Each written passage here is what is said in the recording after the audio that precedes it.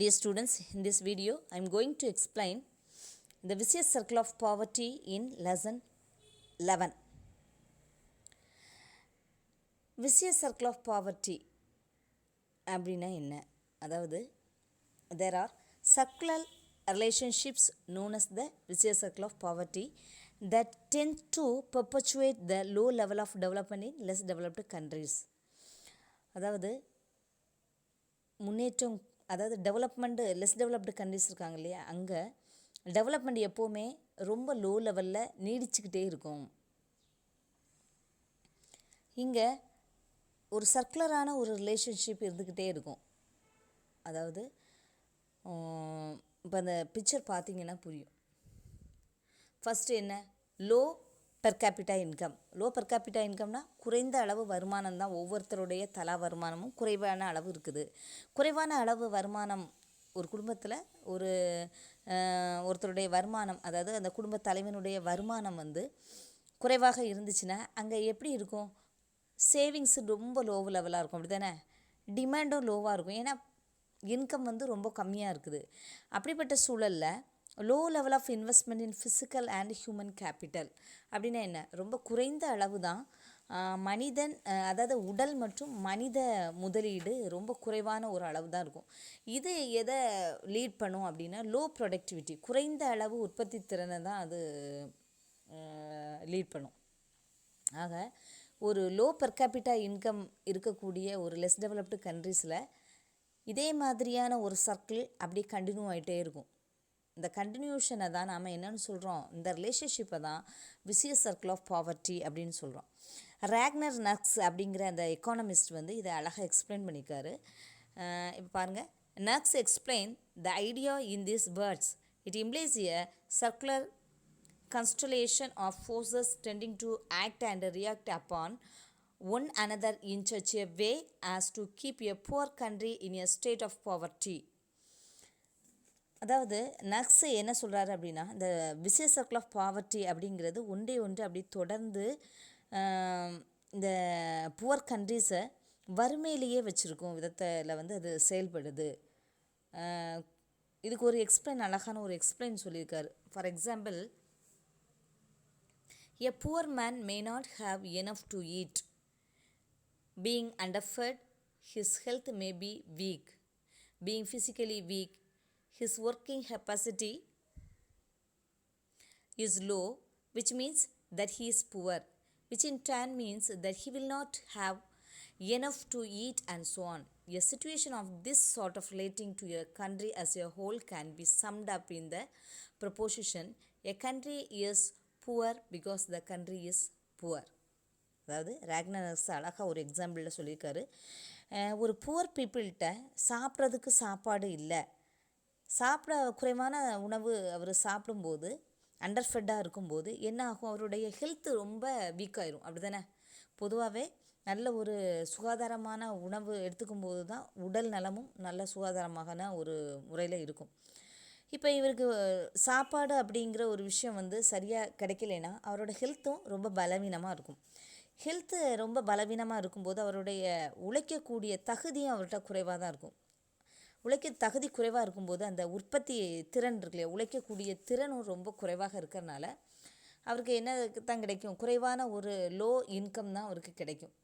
இந்த இன்கம் ரொம்ப குறைவாக இருக்கிறதுனால அவர் சாப்பிட்றதுக்கு போதுமான உணவு இருக்காது, சாப்பாடு இருக்காது. இந்த சர்க்கிள் அப்படியே கண்டினியூஸாக வந்துக்கிட்டே இருக்கும். இப்படிப்பட்ட ஒரு வகையான இந்த சூழ்நிலையை ஒரு நாட்டுக்கு ஒப்பிட்டு பார்க்கும்போது என்ன சொல்கிறாங்க, அப்படி என்ன ஒரு அழகான ஒரு ஸ்டேட்மெண்ட் சொல்கிறாங்க. அதாவது ஒரு நாடு ஏழை, என்ன ஏழை, ஏனென்றால் அது ஏழைகளுடைய நாடு.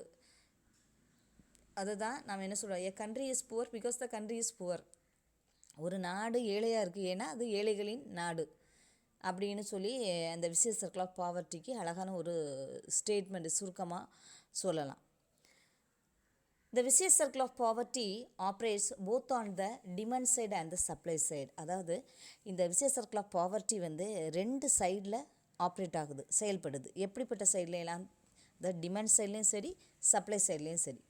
எப்படி டிமாண்ட் சைடில், சப்ளை சைடில் அது ஆப்ரேட் ஆகுது அப்படின்னு பார்ப்போம். ஃபஸ்ட்டு சப்ளை சைட் பார்ப்போம். On the supply side, the low level of real income means low savings. Supply சைட்லன்னு பார்க்கும்போது இங்கே சப்ளைன்னு சொல்லும்போது மணியினுடைய அளவை தான் நம்ம இங்கே குறிப்பிடுறோம். மணி சப்ளைங்கிற இந்த சைடில் குறைவான ஒரு இன்கம் இருக்கக்கூடிய அந்த ஃபேமிலியில் அங்கே சேவிங்ஸும் ரொம்ப குறைவாக தான் இருக்கும். அப்படி தானே? சேவிங்ஸ் குறைவாக இருக்கும்போது இன்வெஸ்ட்மெண்ட் ஆல்சோ வெரி லோ. அதனால் என்னாகும், அங்கே ப்ரொடக்டிவ் ரொம்ப குறைஞ்சி போயிடும். இதனால் இந்த சப்ளை சைடில் vicious circle of poverty operate ஆகுது அப்படிங்கிறத நம்ம புரிஞ்சிக்க முடியும். இப்போ பாருமா, அந்த supply side the low level of real income means low savings. Low level of savings leads to low investment and to deficiency of capital. The deficiency of capital in turn leads to low level of productivity and back to low income. Thus, the vicious circle of poverty is complete from the supply side. புரியுதா? Supply சைடில் vicious circle of poverty எப்படி operate ஆகுது? குறைவான அளவு வருமானம் இருக்கும்போது அதோட real income, அதாவது அவருடைய அந்த செலவிட தகுந்த வருமானம்னு சொல்லலாம், அது ரொம்ப குறைவாக தான் இருக்கும். குறைவாக இருக்கும்போது அங்கே சேவிங்ஸ் ரொம்ப கம்மியாகும். சேவிங்ஸுக்கு இடமே இருக்காது. மேபி சேவிங்ஸ் இருந்தால் கூட அது ரொம்ப லோ லெவலாக இருக்கும். அந்த லோ லெவல் ஆஃப் சேவிங்ஸ் வந்து எதை லீட் பண்ணும் அப்படின்னா லோ லெவல் ஆஃப் இன்வெஸ்ட்மெண்ட் ரொம்ப லோவாக இருக்கும். முதலீடு பண்ண முடியாது. ரொம்ப குறைவான ஒரு அங்கே உற்பத்தி திறனுங்கிறது குறைவாக தான் இருக்கும். அப்படிங்கிற மாதிரி தான் இதை நம்ம எடுத்துக்க முடியும். அதே மாதிரி டெஃபிஷியன்சி ஆஃப் கேபிட்டல், ஏன் அப்படியே லோ லெவல் ஆஃப் இன்வெஸ்ட்மெண்ட் இருக்கும்போது அங்கே கேபிட்டலோடைய டெஃபிஷியன்சியும் இருக்கும். பணம் இருக்காது அவங்கக்கிட்ட, அப்படி தானே? இப்போ சேவிங்ஸ் அதிகமாக இருந்தால் தான் கேபிட்டல் அதிகமாக இருக்கும். கேபிட்டல் அதிகமாக இருந்தால் இன்வெஸ்ட்மெண்ட் அதிகமாக இருக்கும். இப்போ டெஃபிஷியன்சி ஆஃப் கேபிட்டல் இருக்கும்போது இது எதை லீட் பண்ணும் அப்படின்னா லோ லெவல் ஆஃப் ப்ரொடக்டிவிட்டி ரொம்ப கம்மியாயிரும். ப்ரொடக்டிவிட்டி மீன்ஸ் உற்பத்தி திறன். அங்கே உற்பத்தி திறன்கிறது இல்லாமலே போயிடும், ரொம்ப குறைவாக தான் இருக்கும். இதே மாதிரியான ஒரு சூழல் தான் இந்த சப்ளை சைடில் இருக்குது. சரியா? இந்த அடுத்தது நம்ம என்ன பார்க்க போகிறோம் அப்படின்னா டிமாண்ட் சைடில் இந்த விசியஸ் சர்க்கிள் ஆஃப் பாவர்ட்டி எப்படி இருக்குது. இப்போ டிமாண்ட் சைடுன்னு பார்க்கும்போது vicious circle is the low level of real income leads to low level of demand which in turn leads to a low rate of investment and hence back to deficiency of capital, low productivity and low income. அதாவது இது demand சைடில் பார்த்தோன்னா அந்த real income ரொம்ப குறைவாக இருக்கிறதுனால டிமாண்டும் குறைவாக தான் இருக்கும். டிமாண்ட் கம்மியாக இருக்கும்போது இன்வெஸ்ட்மெண்ட் குறையும். எப்படி இன்வெஸ்ட்மெண்ட் குறையணும்னு சொல்லலாம்?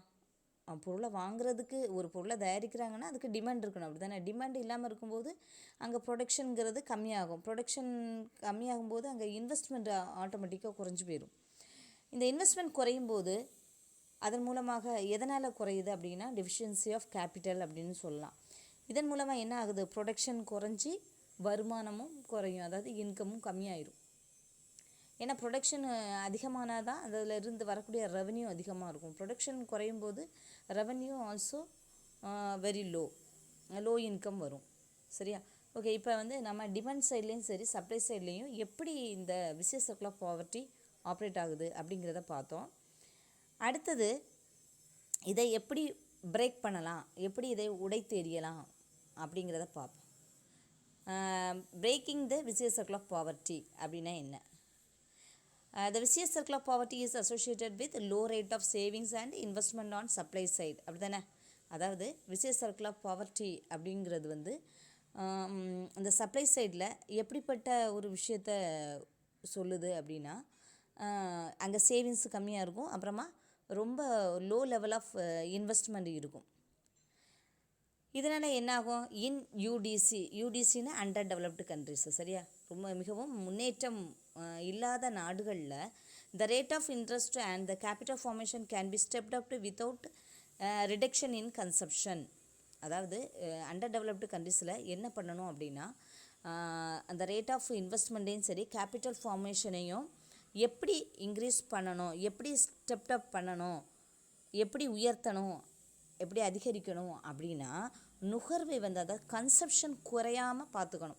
இப்போ எப்படி கன்சப்ஷன் குறையாமல், ஏன் அப்படி கன்சப்ஷனுங்கிற ஒரு பாயிண்ட்டு சொல்கிறாங்க. இப்போ நமக்கு இன்கம் வரக்கூடிய இன்கமில் நம்ம சேவிங்ஸ் அதிகமாக பண்ணணுன்னா கன்சப்ஷனை குறைப்போம், அப்படி தானே? கன்சப்ஷன் அதிகமாக பண்ணால் சேவிங்ஸ் குறையும், இதுதான் லாஜிக். இங்கே என்ன சொல்லப்பட்டிருக்குது, அதாவது rate of investment also and capital ஃபார்மேஷனை ஸ்டெப் எப்படி பண்ணணும், வித்தவுட் ரிடக்ஷன் இன் கன்சப்ஷனை குறைக்காமல் பண்ணணும். இதுக்கு என்ன பண்ணணும், for this the marginal rate of saving is to be greater than average rate of savings. இதுக்கு ஏற்கனவே கடந்த காலத்தில் இருந்த இந்த ஆவரேஜ் ரேட் ஆஃப் சேவிங்ஸ் இருக்கக்கூடிய அந்த ரேஷியோவை விட அது அந்த மார்ஜினல் ரேட் ஆஃப் சேவிங்ஸ் வந்து அதிகமாக இருக்கிறதுபடி நம்ம பார்த்துக்கணும். அதாவது அடிஷ்னல் சேவிங்ஸ் வந்து இருக்கணும், எக்ஸ்ட்ராவாக இருக்கணும் அப்படின்னு சொல்லப்படும். மார்ஜினல் சேவிங்னாலே அது அடிஷ்னல் சேவிங்ஸ், சரியா? அந்த அடிஷ்னலான சேவிங்ஸ் வந்து இம்ப்ரூவ் ஆகணும். ஏற்கனவே ஆவரேஜாக சேவிங்ஸ் இருக்கும் இல்லையா, அந்த ரேஷியோவை விட இந்த மார்ஜினல் ரேட் ஆஃப் சேவிங்ஸ் வந்து இன்க்ரீஸ் ஆகணும் வித்தவுட் ரிடக்ஷன் இன் கன்சப்ஷன் அப்படின்னு நம்ம சப்ளை சைடில் தெரிஞ்சுக்கலாம். இதே நேரத்தில் டிமாண்ட் சைடில் என்ன பண்ணணும், to break the vicious circle on the demand side, நர்க்ஸ் suggested the strategy of balanced growth. அதாவது இந்த டிமாண்ட் சைடில் இந்த vicious circle of poverty வந்து உடைத்தெறியதுக்காக, பிரேக் பண்ணுறதுக்காக நக்ஸ் வந்து ஒரு growth ஒரு ஸ்ட்ராட்டஜியை வந்து அவர் என்ன பண்ணுறாரு, சஜஸ்ட் பண்ணுறாரு. பேலன்ஸ்டு growth அப்படிங்கிற சரிசம வளர்ச்சி அப்படிங்கிற ஒரு ஸ்ட்ராட்டஜினா உத்தி, ஒரு டெக்னிக் அப்படின்னு சொல்லலாம். அதை வந்து அவர் என்ன பண்ணுறாரு, சஜஸ்ட் பண்ணுறாரு. If investment is made in several industries simultaneously, the workers employed in various industries will become consumers of each other's product and will create demand for one another. The balanced growth, that is simultaneous investment in large number of industries, creates mutual demand. Thus, through the strategy of balanced growth, vicious circle of poverty operating on the demand side of capital formation can be broken. அதாவது இந்த demand சைடில் vicious circle of povertyயை வந்து break பண்ணுறதுக்கு நர்க்ஸ் வந்து ஒரு ஸ்ட்ராட்டஜியை, ஒரு டெக்னிக்கை வந்து சஜஸ்ட் பண்ணுறாரு. That is balanced growth. அதாவது ஒரே நேரத்தில் சைமல்டேனியஸாக வேரியஸ் இண்டஸ்ட்ரீஸில் இன்வெஸ்ட் பண்ணும்போது அங்கே இருக்கக்கூடிய லேபரர்ஸுக்கு நிறைய எம்ப்ளாய்மெண்ட் ஆப்பர்ச்சுனிட்டி கிடைக்கும். அந்தந்த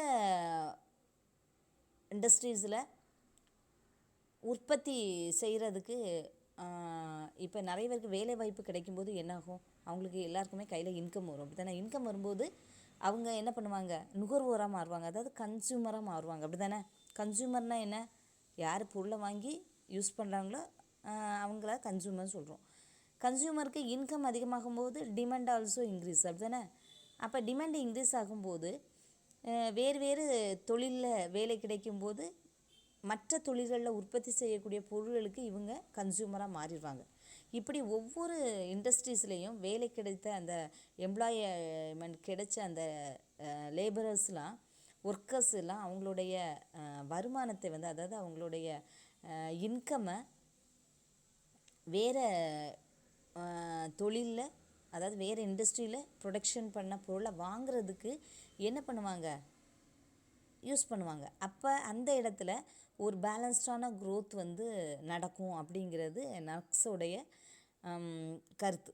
அவர் இதை தான் சஜஸ்ட் பண்ணுறாரு. அதனால் எல்லா தொழில்களையும் ஒரு பேலன்ஸ்டான ஒரு growth மூலமாக நம்ம என்ன செய்யலாம், அந்த டிமாண்ட் சைடில் இருக்கக்கூடிய அந்த vicious circle of povertyயை நம்ம தடுக்க முடியும் அப்படிங்கிற ஒரு சஜஷனை வந்து நக்ஸ் கொடுக்குறாரு. இப்போ புரியுதா?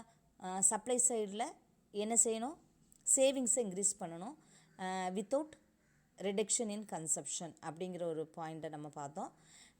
டிமாண்ட் சைடில் என்ன பண்ணணும், அதாவது சைமல்டேனியஸாக ஒரே நேரத்தில் இன்வெஸ்ட்மெண்ட்டை இன்க்ரீஸ் பண்ணணும். இன்வெஸ்ட்மெண்ட்டை இன்க்ரீஸ் பண்ணுறது மூலமாக எல்லாருக்கும், அதாவது இருக்கிற எல்லா வேலை இல்லாதவங்களுக்கு வேலை கிடைக்கும். இந்த வேலை கிடைக்கிறது மூலமாக அவங்களுடைய வருமானம் அதிகமாகி அவங்களுடைய தேவை அதிகமாகும். ஸோ என்னாகும், அந்த தேவை அதிகமாகும் போது இவங்க மற்ற தொழிலில் உற்பத்தி ஆகக்கூடிய பொருட்களுடைய கன்சூமராக மாறுவாங்க. இப்படி ஒரு சரி நிக சமமான ஒரு பேலன்ஸ்டு growth அங்கே உருவாகும் அப்படிங்கிறது நக்ஸோடைய கருத்து. இப்படி நம்ம டிமாண்ட் சைடில் இந்த vicious circle of povertyயை பிரேக் பண்ணலாம். ஓகே ஸ்டூடெண்ட்ஸ், நம்ம இவ்வளோ நேரம் vicious circle of povertyனா என்ன, அது சப்ளை சைடில் டிமாண்ட் சைடில் எப்படி ஆப்ரேட் ஆகுது அப்படிங்கிறத பார்த்தோம். அதுக்கப்புறமா இதை எப்படி பிரேக் பண்ணலாம், ரெண்டு சைடு இருக்கு இல்லையா, அதாவது சப்ளை சைடு இருக்குது, அதே மாதிரி டிமாண்ட் சைடும் இருக்குது. இந்த 2 சைட்லேயும் இதை எப்படி உடைக்கலாம் அப்படிங்கிறத நக்ஸ் வந்து ஒரு சஜஷன் கொடுத்தாரு. அதாவது ஒரு டெக்னிக்கை ஃபாலோ பண்ண சஜஷன் கொடுத்தாரு. அதுபடி நாம் இந்த விசியஸ் சர்க்கிள் ஆஃப் பாவர்ட்டியை பிரேக் பண்ணலாம் அப்படிங்கிறத பார்த்தோம். ஓகே, இனி நெக்ஸ்ட் வீடியோவில் நாம் பிளானிங் பற்றி பார்ப்போம். Okay, thank you students.